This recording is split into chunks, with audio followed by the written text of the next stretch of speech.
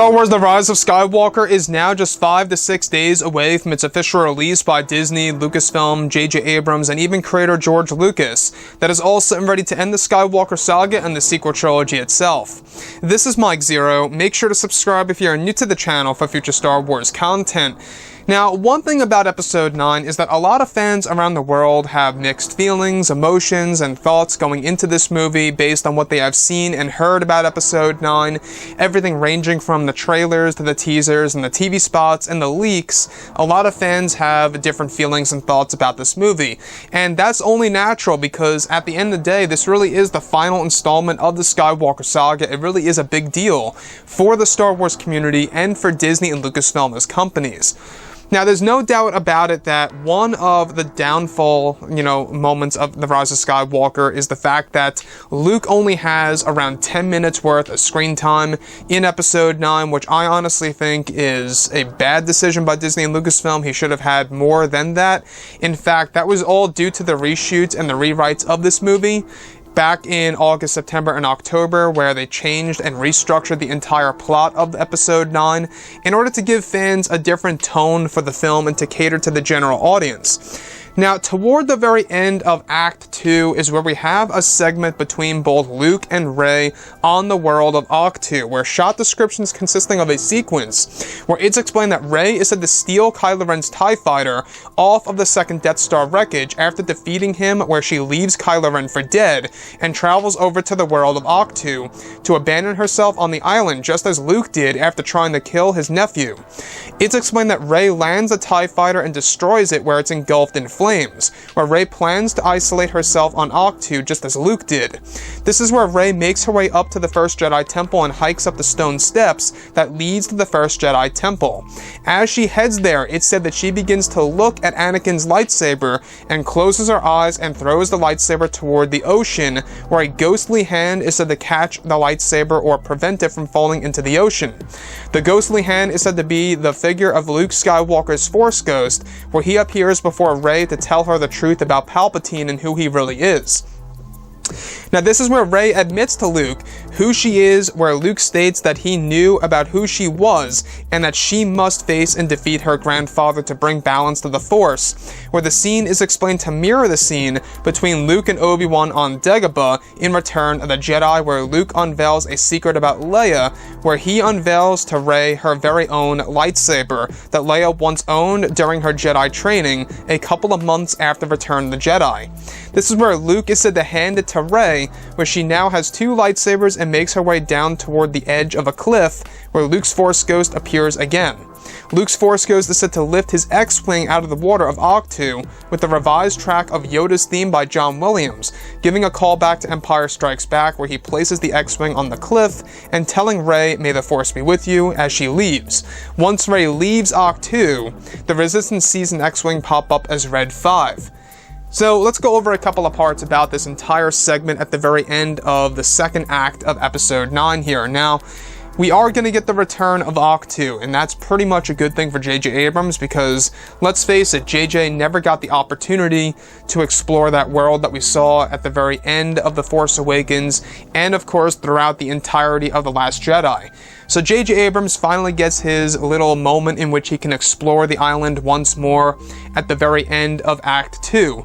Keep in mind that this all takes place after the second Death Star wreckage duel between both Rey and Kylo Ren, where Rey is said to stab Kylo and leave him for dead and realizes that she tapped way too far into the dark side and steals his TIE fighter and leaves.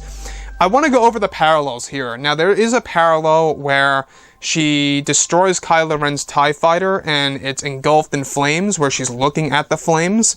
That pretty much is a parallel of when Luke and Yoda are looking at the burning tree on Ahch-To.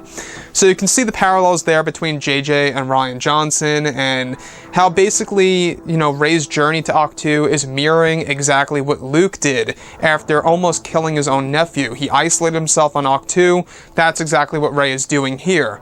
She abandons herself on the island forever, and that's what she intends to do, until she goes up to the First Jedi Temple. Now, this is where we meet with Luke Skywalker's Force Ghost, and it's said to give us an Obi-Wan and Luke type of moment from Episode 6 on Dagobah. So essentially, This is the moment in which Luke unveils all the new details about Palpatine, all the new revelations about Palpatine, who he really is, and how he is actually connected to Rey, and how he is indeed the grandfather of Rey. This is all confirmed by Luke, pretty much mirroring what Obi-Wan does to Luke in Return of the Jedi, you know, confirming her, confirming to him, I should say, about how Leia is his sister and stuff around those lines. So, this scene, you can see how it parallels that of Return of the Jedi once more. Now, toward the end of the film, there is going to be another segment in which we do see both Luke and Leia's Force ghosts on Tatooine, so look forward to that. But this particular moment, I feel some fans will see this as copying The Empire Strikes Back, or just a simple parallel, like Poetry at Rhymes type of, situation, where Luke's Force Ghost, alright, is actually said to catch the lightsaber from it falling into the ocean. Again, we can see that she is doing everything that Luke did pre The Force Awakens and during The Last Jedi. She even chucks the lightsaber over the cliff just as Luke did in The Last Jedi. It's like she's becoming Luke 2.0 at the very end of Act 2. But Luke's Force Ghost catches it and hands it back to Rey, gives her Leia's lightsaber, tells her the truth about Leia and her Jedi training and Palpatine. It's said to be quite a deep and emotional scene between the two, and is said to be one of the 2 sequences in the movie of Luke Skywalker's Force Ghost. On top of that, there is going to be a flashback on the world of Ahch-To. It's said to be when Rey meets Luke and he's talking about his Jedi training with his sister Leia. It's said to be shown in a very unique way. The flashback itself done in a different format than how it was done in The Force Awakens and The Last Jedi, so it's going to be interesting to see what that's going to look like. As far as my thoughts about this goes, between Luke and Rey, it really seems like that it is a bit too much of a parallel between Obi-Wan and Luke and what really happened, because, well, we really already had a moment like this in The Last Jedi. We already had that little talk between Luke and Rey in The Last Jedi, talking about how Darth Sidious rised, destroyed the Jedi, and created the Empire, and created Darth Vader. All those different things, right? That was essentially the Obi-Wan and Luke moment for Rey and Luke in The Last Jedi, and now they're doing it once again in the First Jedi Temple in The Rise of Skywalker. Now, like I say, it's all a matter of how it's going to be executed on the big screen that will determine to the fans on whether or not it's well put together. It all depends also on the delivery from both Mark Hamill and Daisy Ridley and how it's really going to work. Hopefully it doesn't come off as too much of a copy of what was done in Return of the Jedi, but it seems to be going that route. It's basically a combination of what we saw in Empire. You have the moment in which Yoda lifts the X-Wing, now Luke lifts the X-Wing, and the moment in Return of the Jedi where Obi-Wan delivers a lesson to Luke, where we get the same exact scenario here. Not only that, it's also said to show us that Luke is able to, catch the lightsaber in mid-air. So I think that's going to be one of the big surprising elements for a lot of casual fans and hardcore fans out there, is that how Luke's Force Ghost is going to make an entrance into the movie, is that you see the ghostly hand catch the lightsaber out of thin air. So, with that being said, how Rey literally takes everything related to the Skywalkers is the only thing that I think bothers me in the sequel trilogy. Not only does she become the chosen one, she becomes Rey Skywalker. She takes the Skywalker name. She also takes Luke's X-Wing. She takes the Millennium Falcon that belonged to Han Solo. She has Luke and Leia's lightsabers. I mean, she has everything. She took everything, right? That's the only thing that I have a problem with this movie, and I get that Disney and Lucasfilm are using Rey as a way to carry on the Skywalker legacy, but I will be honest, it is a bit much. If I really had to say that, up front here with no filter at all, it is a bit much to the max. It really is.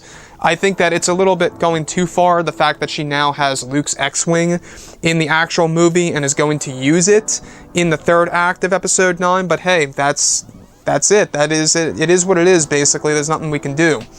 So, anyways, guys, drop a comment below. Let me know what you think about all of this in the comments. And if you guys did enjoy the content for today, do make sure to drop a thumbs up on this video to support the channel. I thank you all so very much for the kind support, and I'll catch you guys next time.